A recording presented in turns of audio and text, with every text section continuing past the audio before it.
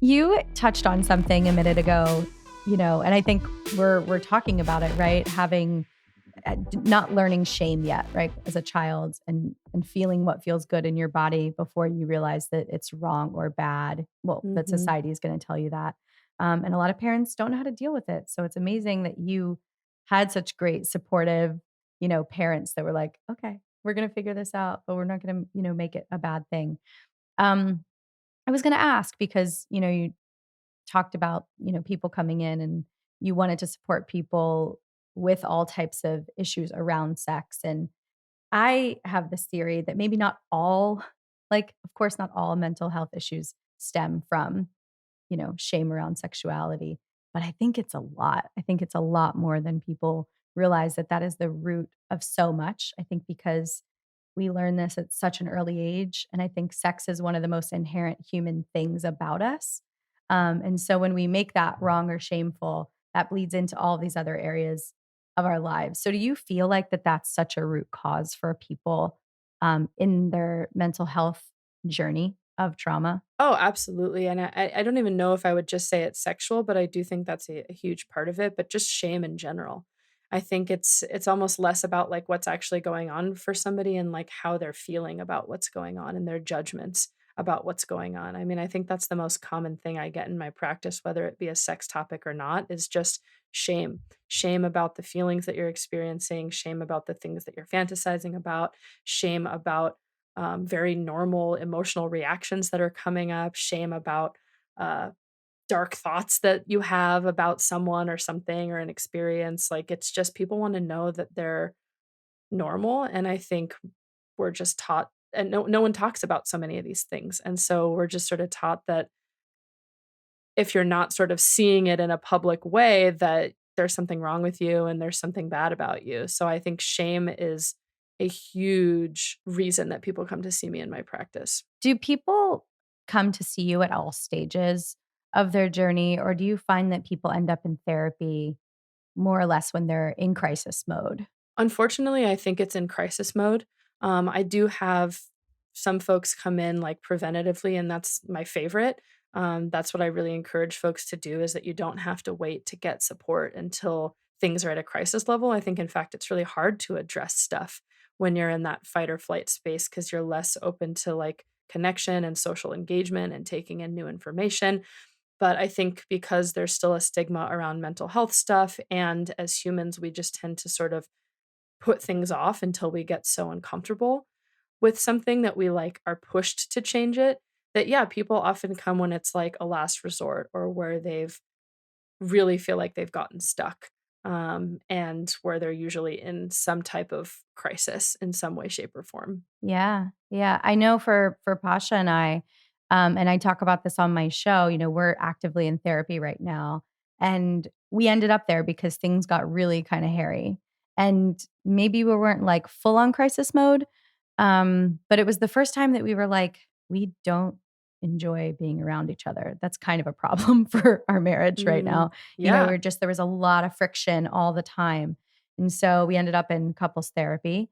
And we did this once before where we went because things weren't good. We actually weren't sure if we wanted, like, Pasha wanted to have children, and I was pretty sure I didn't.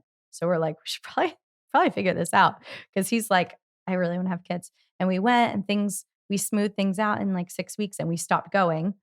And then we went back 2 years later, because things got hairy. And this was about 6, 7 months ago.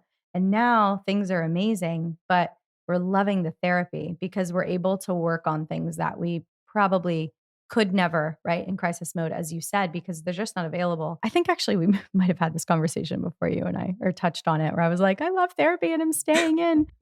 Well, but I think we're also both in these fields of like health and wellness and growth now, and so I think it's definitely a bubble that's more inviting to like continually do that growth in a preventative, proactive way.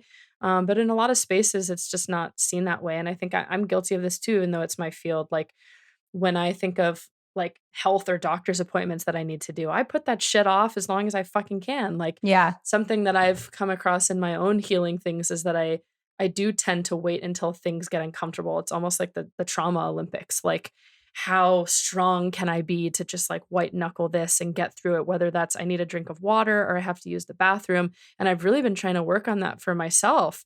And I Yes. think that's something in our capitalistic culture that we all need to work on because disembodiment is such a tool for capitalism. Like we are taught to not listen to what our body's saying because it's like no pain, no gain. You just gotta not listen and keep trucking forward. So it's a lot of unlearning. So I definitely understand why people wait until things aren't great. But I think just like going to the gym for physical stuff, some people work better when they have an accountability space, myself included. So if you're having trouble carving out time that's just for you, get an accountability buddy and a therapist where even if there's not something in crisis, it's just 1 hour a week that you can be like, "This is my time to do whatever I need to do, to talk about whatever I need to talk about," and it's just carved out for you, and you're investing financially, emotionally, energetically in yourself. And I Mhm. think that's so important to healing trauma because healing shame and trauma because you're saying that, like, "I'm worth this time." Yeah. And when you send those kinds of signals to yourself, like your body, it really starts to show up for you too. Like it Yeah. will come kind of bounce back very quickly. And I love everything you're saying because it can take a really long time to become sick, right? Years and years and years of like excess inflammation and whatever else that, breeds. Um, but your body is like extremely magical and resilient, right? It can withstand so much.